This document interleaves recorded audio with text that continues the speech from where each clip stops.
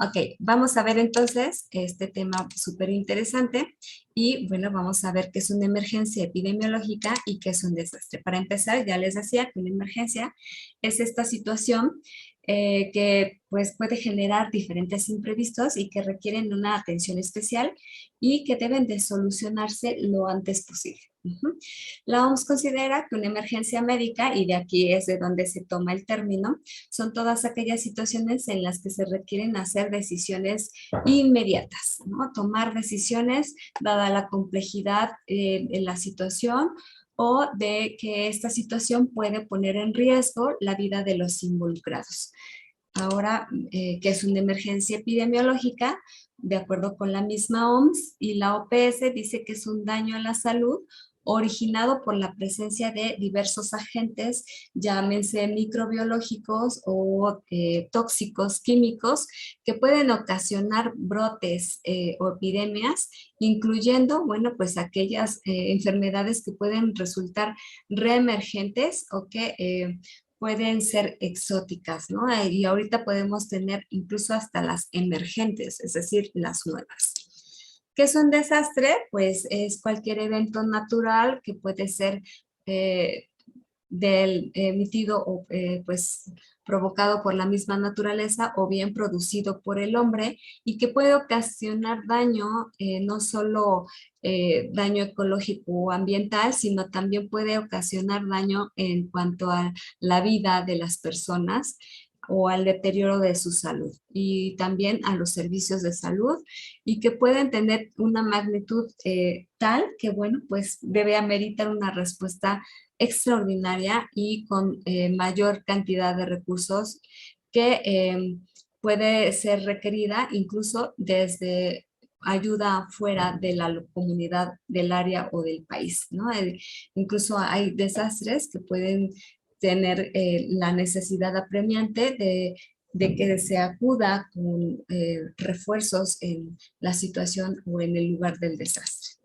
De acuerdo con la Ley General de Protección Civil, un desastre se define como el resultado de la ocurrencia de uno o más agentes perturbadores que pueden ser severos o bien extremos y que pueden estar enlazados o no y eso pueden ser de origen natural o bien de origen en cuanto a la actividad humana que cuando acontecen en un tiempo y en una zona determinada causan daños y que por su magnitud, bueno, pues exceden la capacidad de respuesta de la comunidad e incluso de los servicios de salud de esa comunidad afectada. Y bueno, pues en esta se consideran los diferentes agentes perturbadores de acuerdo con su origen por la naturaleza, por la actividad humana o los que provienen del espacio exterior, como ya lo mencionaba una de sus compañeras.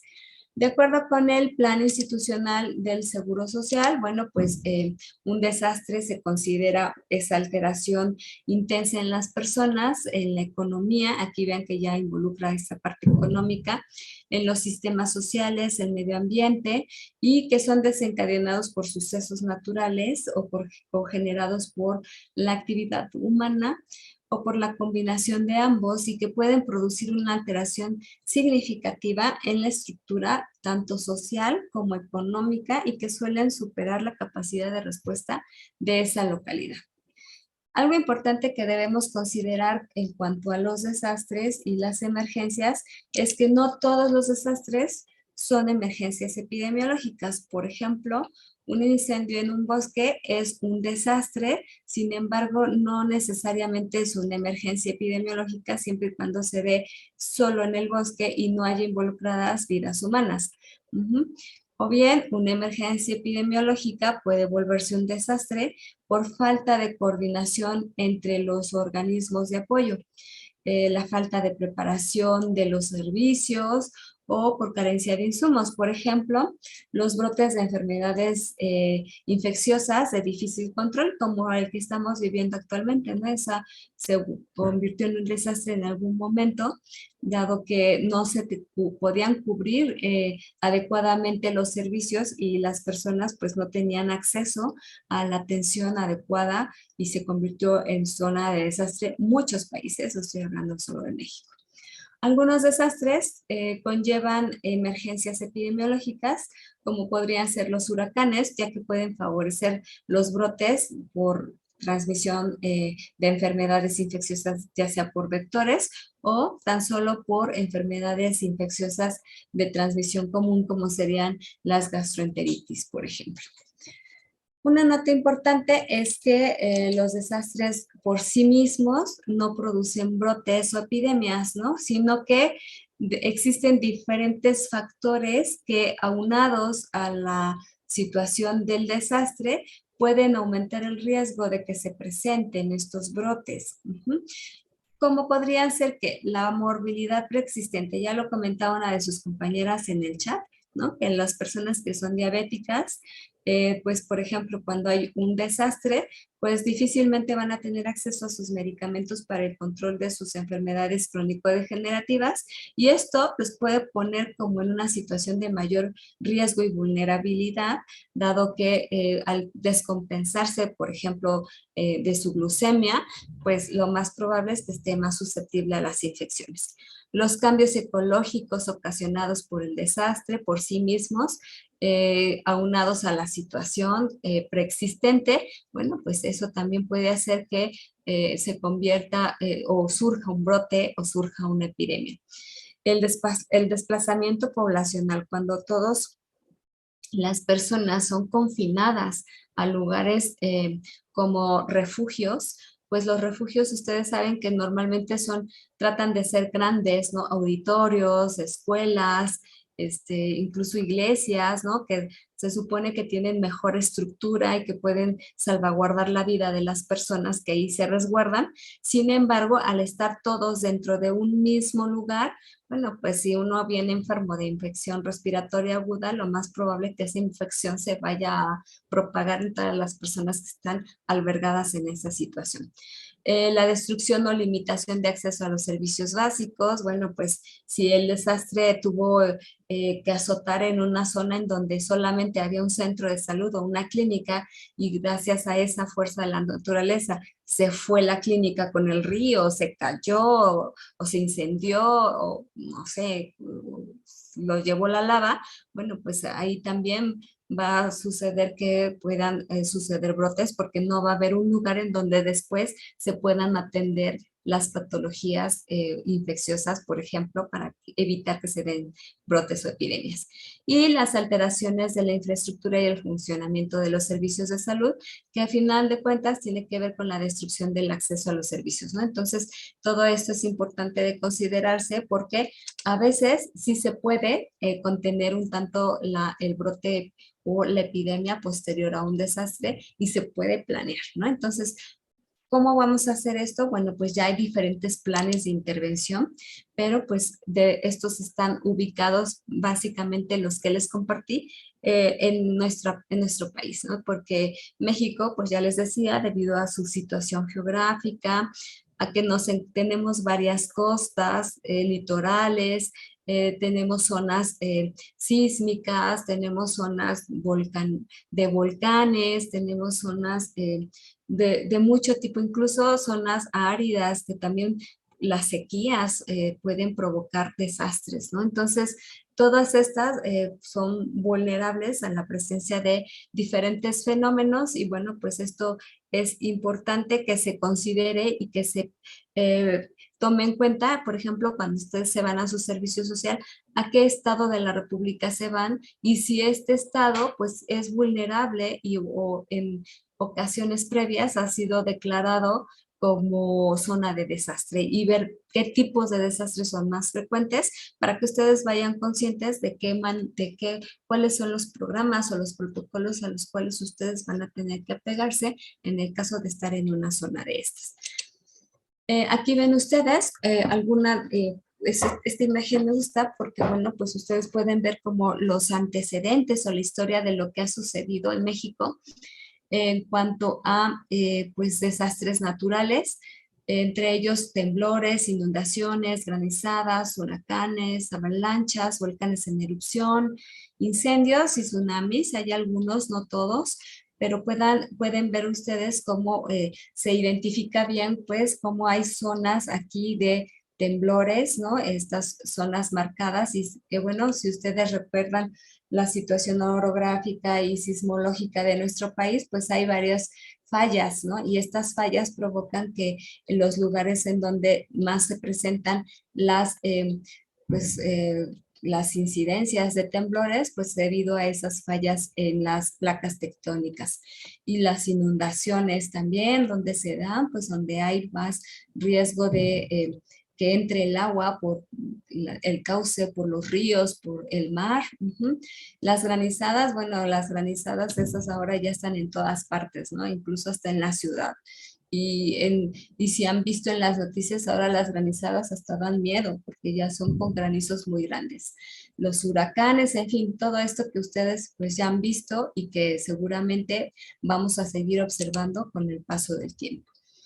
Ante las exigencias de pues el mundo actual, pues los cambios climáticos, la globalización, la tecnología, la contaminación, en fin, todo a lo que estamos expuestos en el planeta y a lo que exponemos los seres humanos en el planeta, al planeta, pues México se ha visto en la necesidad de implementar estrategias para la atención de desastres. Y qué bueno, porque bueno, el temblor del 85 fue una muestra de que no estábamos preparados. Vamos entonces a recordar que un desastre es el resultado de una ruptura ecológica de la relación entre los humanos y su ambiente, y su evento puede ser serio y puede ser súbito. Desde el punto de vista de la salud pública, un desastre finalmente debe de definirse con base a las consecuencias que tiene este desastre en la salud y cómo afecta a los servicios de salud este desastre. Ahora, ¿qué es una contingencia?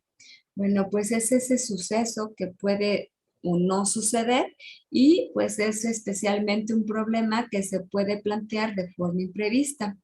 Pero ¿qué es una contingencia epidemiológica? Es ese evento súbito donde existe la posibilidad de causar daño. Fíjense bien, aquí ya hay, nada más hay una posibilidad. Puede que sí, puede que no, pero es en donde puede haberse afectado también el ambiente o los bienes materiales, considerándose una perturbación de las actividades normales de la sociedad, de la comunidad o bien del lugar, ¿no? Entonces, la diferencia con un desastre es que el riesgo es inminente, la amenaza es latente, la amenaza está presente, hay daños, y la contingencia puede que sí o puede que no. No sé si recuerdan que al inicio de la pandemia se le llamó contingencia. Estamos en contingencia epidemiológica, y era porque todavía no se sabía si iba o no a causar daño en la población mexicana.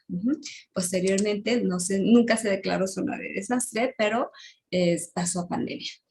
¿Cuáles son los planes de contingencia? Bueno, pues normalmente ocupamos este ciclo virtuoso que es el de planear, hacer, verificar y actuar, para que podamos elaborar planes de manera participativa, tanto en la sociedad civil como en las diferentes organizaciones involucradas en la atención en desastres.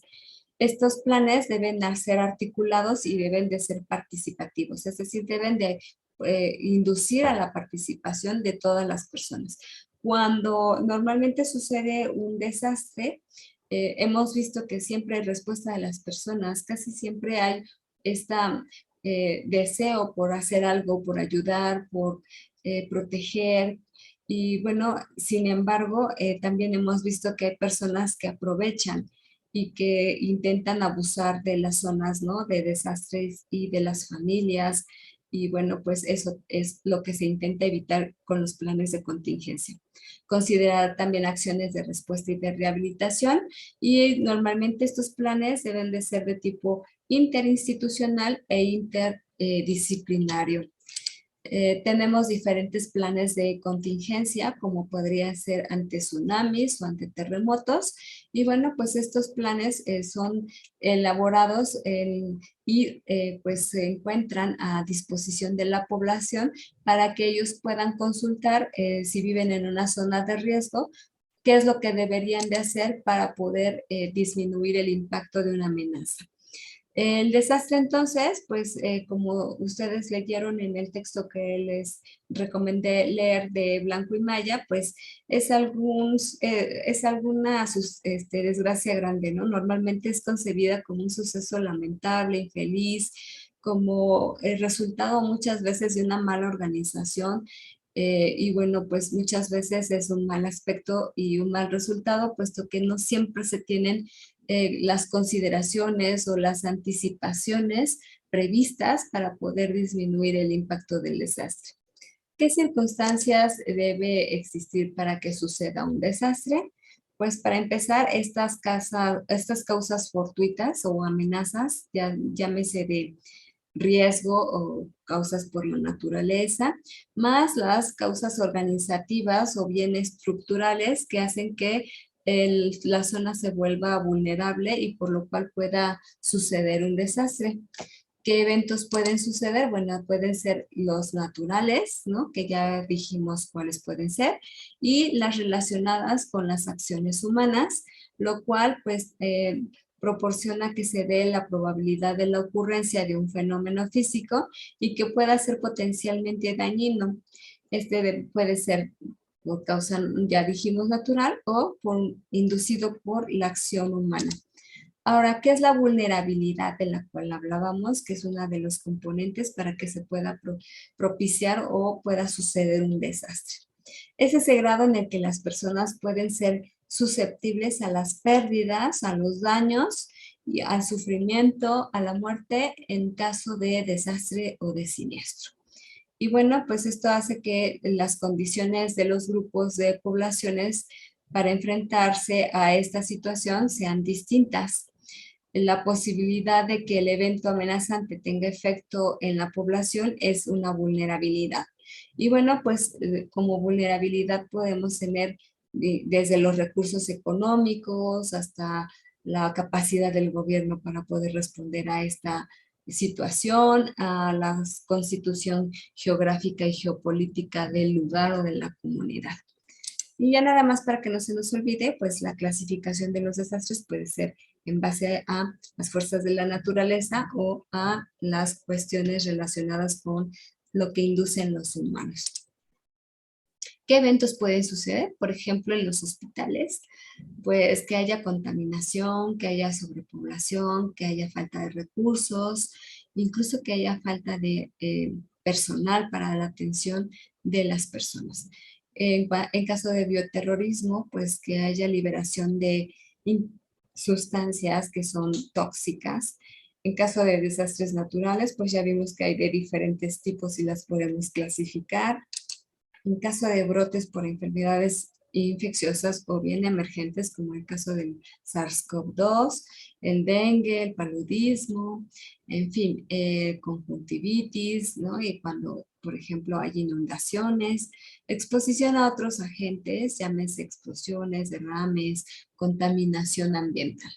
Ahora vamos a revisar los diferentes, brevemente y a grandes rasgos, los diferentes programas para la atención a desastres. Y ya les hablaba del PAUET, que es el Programa de Acción de Urgencias Epidemiológicas y Desastres, que es emitido por la Secretaría de Salud, el cual se elaboró en el sexenio pasado, que fue del 2013 al 2018, que fue uno de los más completos y que fue basado en el programa internacional que emite la OMS y la OPS.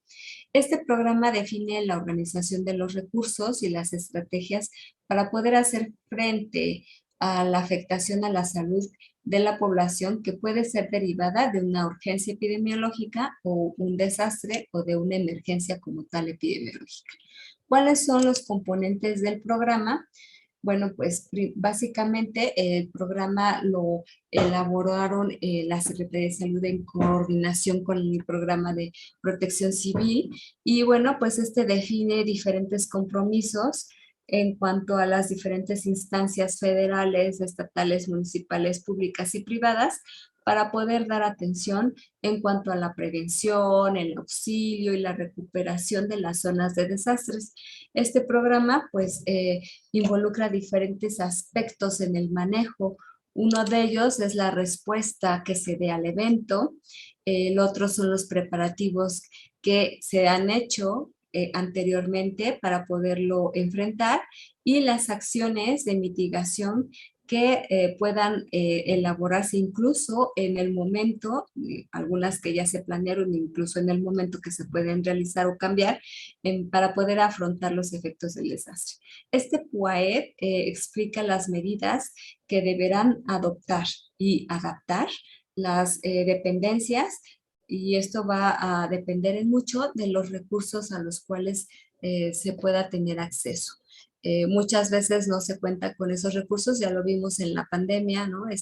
Incluso no se tenían ni cubrebocas para las personas que trabajaban, los equipos de bioseguridad, las mascarillas, en fin, entonces estos programas lo que pretenden es que sea posible adaptarse a la situación y a los recursos y a los servicios, a cómo están organizados en los sistemas de salud. Este programa se subdivide en la forma en cómo se van a atender a las personas y normalmente se clasifica en las enfermedades transmisibles, es decir, cuando hay una urgencia epidemiológica por enfermedad transmisible, cuando hay intoxicaciones o bien cuando hay desastres. Y bueno, pues ahí vemos un hospital de campaña que es un puesto sanitario avanzado. Eh, ¿Cuáles son las respuestas que se pueden emitir pues, en este programa que podemos encontrar? Pues la respuesta puede ser anticipada. Esta va a permitir identificar cuáles son las áreas de riesgo y que puedan estas áreas favorecer que se ocurran desastres o bien las urgencias o bien las emergencias epidemiológicas, así como alertar de manera temprana a la población para poder prevenir, controlar o eliminar los riesgos. También se puede dar una respuesta inmediata, que esta es otorgar una respuesta rápida a la población mediante la ejecución de diferentes planes de respuesta para que se pueda enviar al personal indicado, adecuado, con los equipos y los insumos necesarios en cantidad de oportunidad a los lugares o zonas expuestas o de desastre. Y también se pretende que se dé una respuesta eficaz, ¿no? Para poder prevenir y en su caso controlar o bien eliminar la ocurrencia de los daños y de los riesgos para poder mejorar las condiciones de salud de la población. Este programa de acción pues tiene un diagrama de logística, el cual pueden ustedes observar aquí, que pretende sobre todo buscar que se considere esta parte que es la calidad de vida, con base a la estructura, los insumos, la coordinación, la activación social como parte de la respuesta social organizada, que se dé una intervención oportuna, que se logren controlar los riesgos y los daños, que haya una previsión integral previa y bueno, que se pueda estar constantemente informando y evaluando las cuestiones relacionadas con la situación actual que pudiera ser o no una amenaza para la salud de la población. ¿Cuáles son sus componentes de este programa? Pues estos que ya les mencioné, los sustantivos que son la previsión, la intervención oportuna y el control de los riesgos, y los estratégicos que involucran el desarrollo humano para que haya siempre un comité de protección civil en toda instancia, en toda localidad.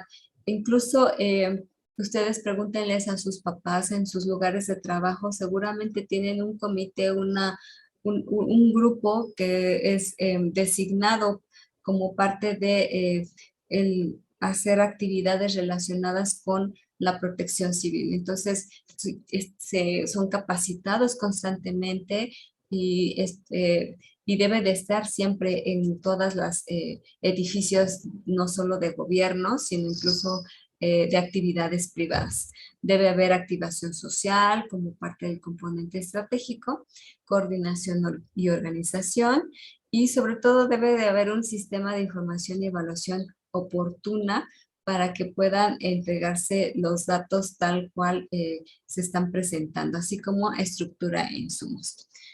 Después tenemos el manual de atención a la salud ante los desastres, que es emitido o elaborado por la Secretaría de Salud. Este ya es el más actual, también está fundamentado en el previo, que fue en 2013 y 2018, a través de la Subsecretaría de Prevención y Promoción y en coordinación con el Centro Nacional de Programas Preventivos y Control de Enfermedades, que es el CENAPRESE. Establece los procedimientos básicos para la preparación y atención de emergencias, considerando la organización y la coordinación necesarias ante los eventos, eh, amenazas, contingencias, urgencias y emergencias, y un abordaje diferenciado por los componentes de acción establecidos en el AUE. Plan institucional frente a, o este manual de atención a la salud ante desastres es uno de los que más se utiliza actualmente y el cual está en vigencia para nuestro país y para la mayor parte de las instancias dependientes de la Secretaría de Salud.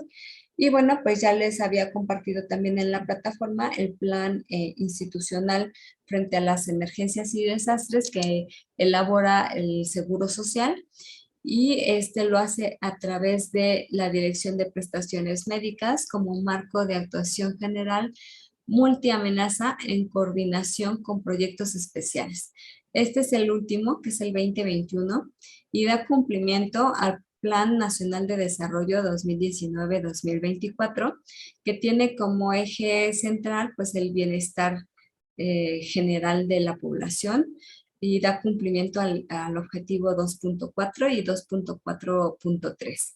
Este plan lo que pretende es crear o tener al alcance el desarrollo del sistema informático, es decir, el Centro Virtual de Operaciones en Emergencias y Desastres, que es una instancia específica del Seguro Social, también llamado CBOE, y este se encarga de mantener informada a pues la Secretaría de Salud y a todo el sistema de salud referente a cualquier emergencia o desastre que se pueda suscitar y que tenga que entrar en acción el Seguro Social. ¿Cómo se coordinan las instituciones para los desastres? Porque ya vimos que cada institución puede tener su propio manual, su propio programa y puede estar basado en el programa internacional y en el nacional. Sin embargo, cada uno tiene su eje de movimiento o sus protocolos de actuación. Bueno, primero que nada tenemos a la Unidad de Inteligencia Epidemiológica y Sanitaria, que ya ustedes conocen, que es la UIS. Y bueno, esta ustedes saben que trabaja 24/7, 365 y está a cargo de verificar, analizar, filtrar la información, como ya lo vimos la unidad pasada. Y esta, cuando se entera de alguna amenaza o algún desastre, tiene como prioridad, primero que nada, pues verificar la información de esta señal, analizarla y de una vez que ya fue filtrada y que fue analizada, pues entonces se da a conocer a la Subsecretaría de Prevención y Promoción de Desarrollo, de Salud, perdón, y esta subsecretaría a su vez enlaza la información hacia arriba con el secretario de Salud y hacia la misma, paralelo con el CENAPRESE, que es el Centro Nacional de Programas Preventivos y Control de Enfermedades. Este CENAPRESE a su vez tiene eh, la indicación de que cualquier información emitida por la UIS y que esté obviamente ya verificada, la genere o la suba a la OPS y a la OMS. Por su parte, el secretario de Salud tiene la responsabilidad de hacer llegar esta alerta a su gabinete de seguridad para que entonces con la UIS se hagan las salas situacionales y puedan pues crearse las intervenciones necesarias para poder realizar el control. Ahora, la Subsecretaría de Prevención y Promoción tiene a cargo el que elaborar esta información o transmitirla hacia los comandos federales, es decir, hacia la salud federal a nivel nacional, a través de la CENAPRESE, la COFEPRIS, el INDRE, la Dirección General de Epidemiología, SEDENA, CEMAR, para que a su vez, estas se enlacen con los comandos estatales, que son los comités operativos de vigilancia sanitaria, ya sea, llámese salud, Secretaría de Salud, Seguro Social, SEDENA, SEMAR, DIF, Cruz Roja, y pues a su vez este se ha enlazado con los comandos regionales. Y en los comandos regionales puede llamárseles cualquier institución, llámese seguridad pública o asistencia pública, en donde se va a generar un comité específico de vigilancia formada por epidemiólogos y especialistas y brigadistas en salud, los cuales están autorizados para acudir a la zona de impacto o a la zona de riesgo. Se organiza un operativo con abasto de medicamentos e insumos necesarios y se delimitan las áreas o los grupos vulnerables que requieran qué tipo de atención, llámese médica, psicológica, hospitalaria, se realiza la vigilancia epidemiológica y sanitaria, se activa la red de laboratorios en caso de ser necesario, se hace el control de vectores, se realiza promoción de la salud, incluso educación para la salud en las zonas de riesgo y en las zonas afectadas, y también se realizan medidas de control y de protección. Esta es la forma en cómo normalmente se baja la información. La respuesta normalmente no debe de pasar de 24 a 48 horas para que la situación de desastre pues no termine en una situación trágica. Ahora, ¿qué es la respuesta social organizada? ¿Le seguimos o quieren un descanso?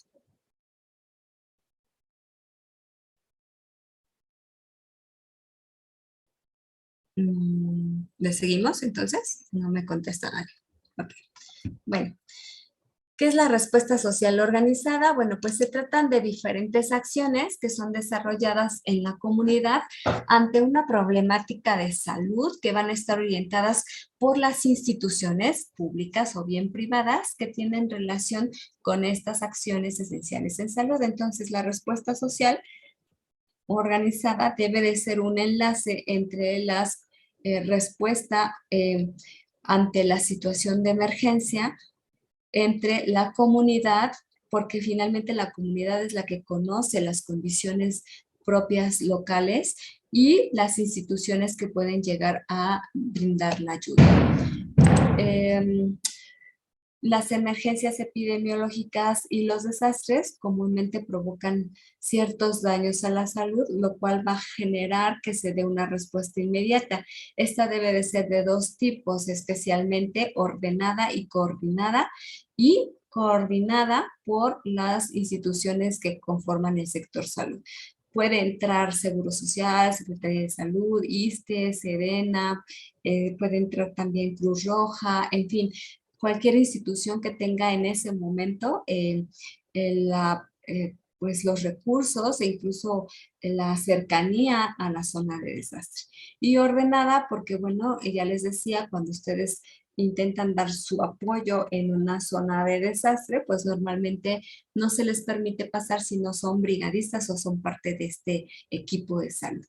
¿Para qué? Pues para limitar la diseminación de los daños. ¿Y cómo se hace? Pues principalmente se tienen que identificar los riesgos.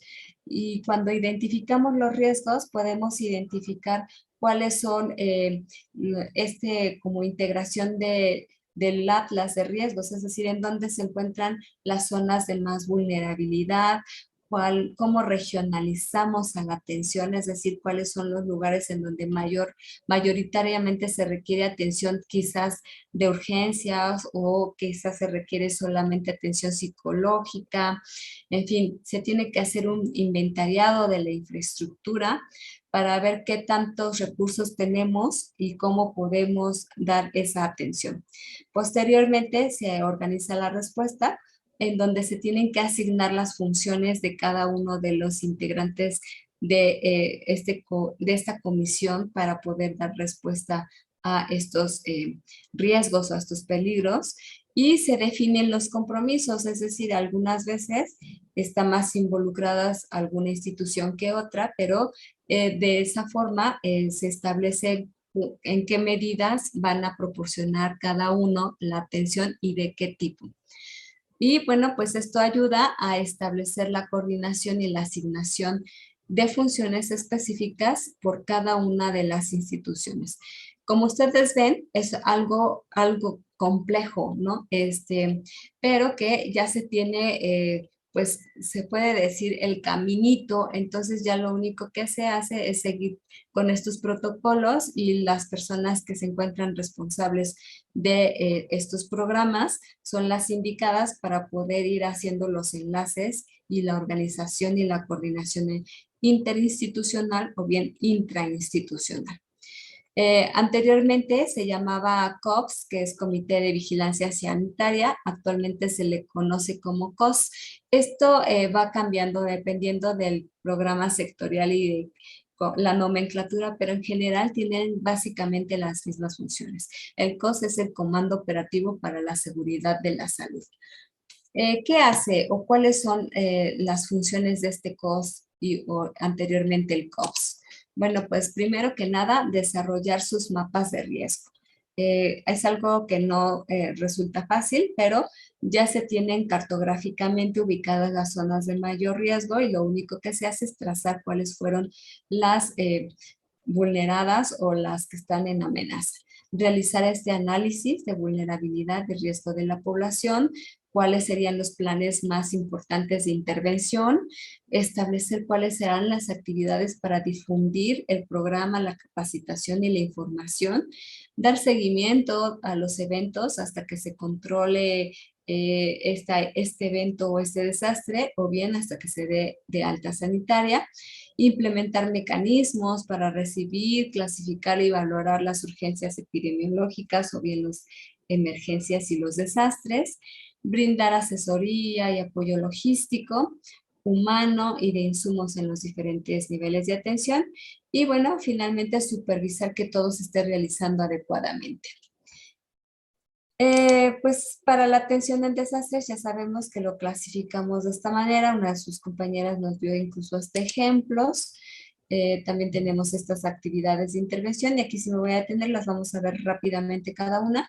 ¿Cuáles son las actividades de intervención en caso de desastres?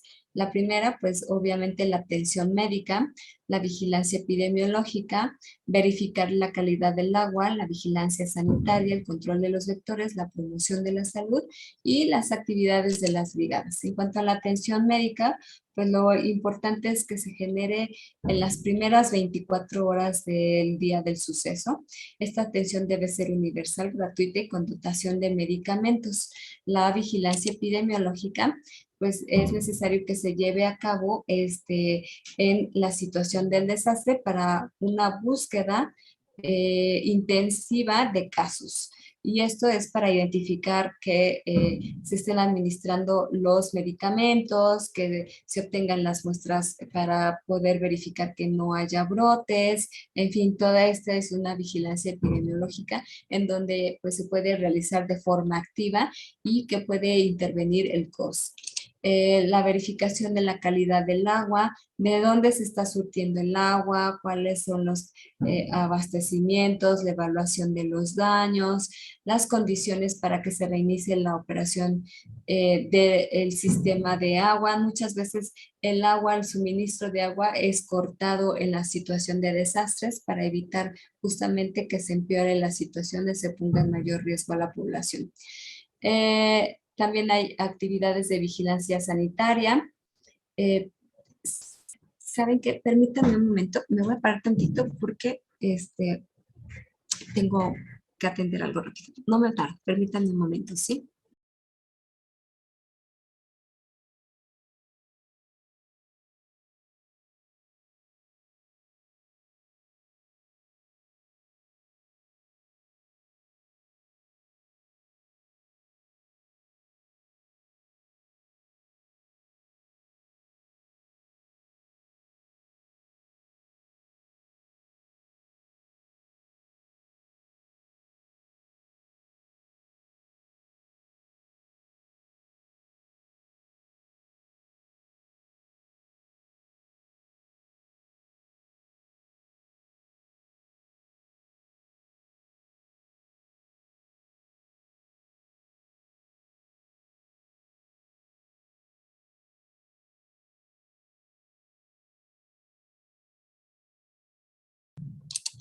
Perdón, es que me mandaron un mensaje que ya vienen mis hijas y mi puerta estaba abierta y mis perritas aquí, si no se salen, no, ¿qué les cuento?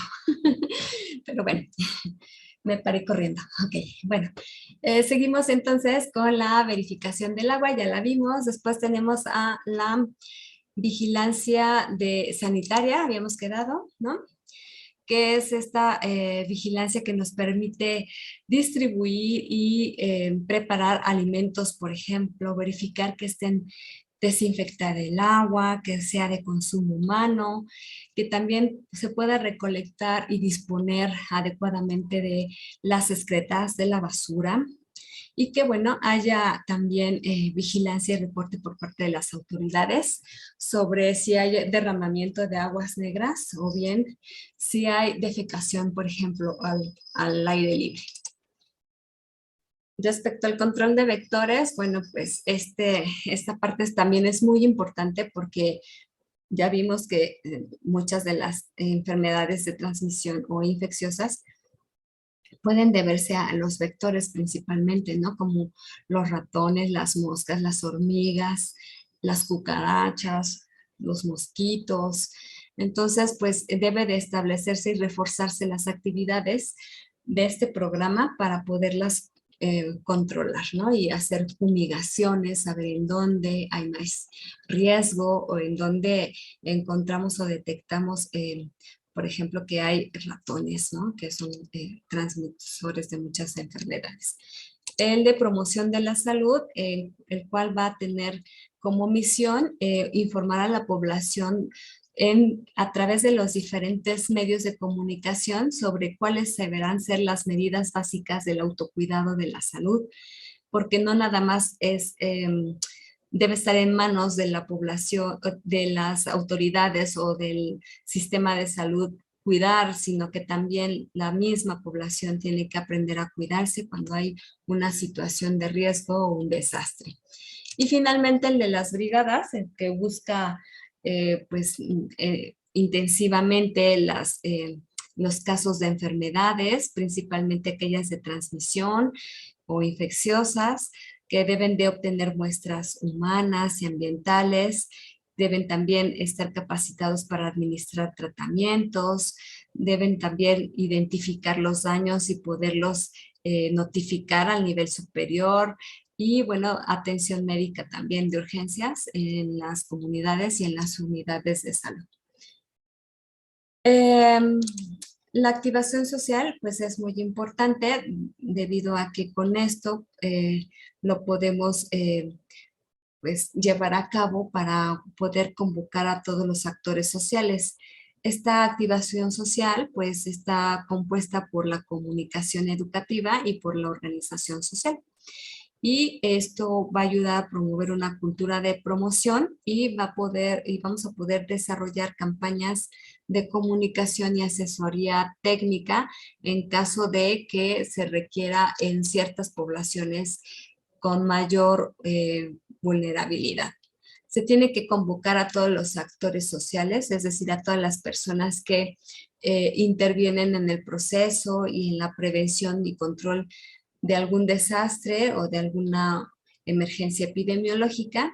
Y una vez que se identifican a todos estos actores sociales principales, a los líderes de la comunidad, bueno, pues entonces se tienen que concientizar y sensibilizar respecto a la verdadera importancia de siempre estar al pendiente de las amenazas y de siempre estar entre ellos ayudándose y concientizándose, promoviendo la cultura de la prevención.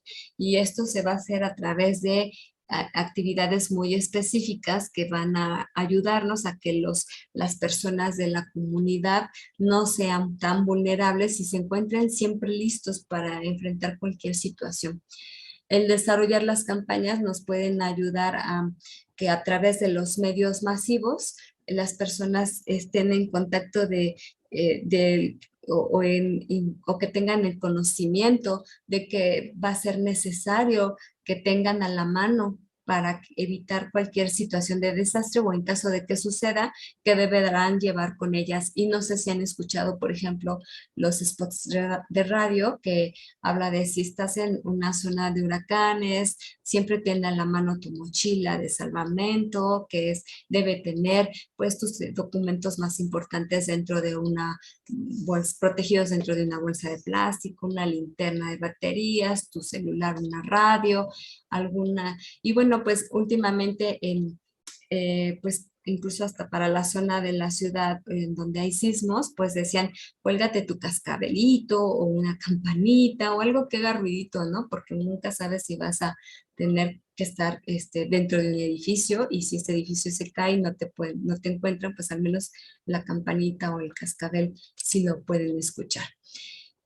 También, aparte de desarrollar estas campañas de comunicación que nos va a poder permitir saber que es importante, que deben de llevar las personas, pues está la asesoría técnica y la humanística que nos permite crear programas que vayan dirigidos hacia los líderes o hacia los grupos sociales que mueven a las personas o a las comunidades y de esa manera ellos mismos puedan ser tanto promotores como capacitadores o bien facilitadores para educar en situación o en caso de desastres. Ahora vamos a ver el ciclo de los desastres. Y ya, es lo último, ¿ok?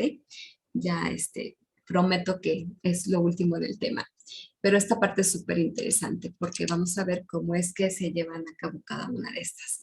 Y bueno, pues ya ustedes pudieron leerlo en el texto, pero tenemos la fase de preparación, ¿no? Que es súper importante porque aquí se van a considerar todos los elementos que deben de estructurarse para previamente para poder prevenir un desastre o antes de la ocurrencia de un desastre.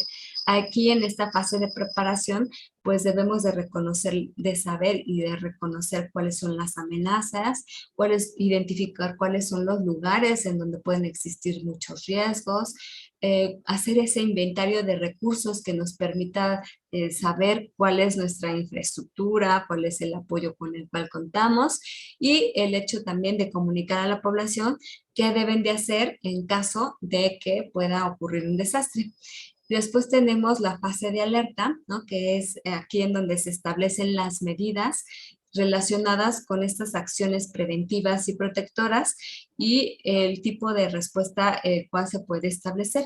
Podría ser el caso de un desastre inminente, pues la evacuación, o bien podría ser operación de diferentes planes de contingencia que a lo mejor solamente ubiquen a la población en lugares de poco riesgo, pero que no necesariamente tengan que evacuar una comunidad.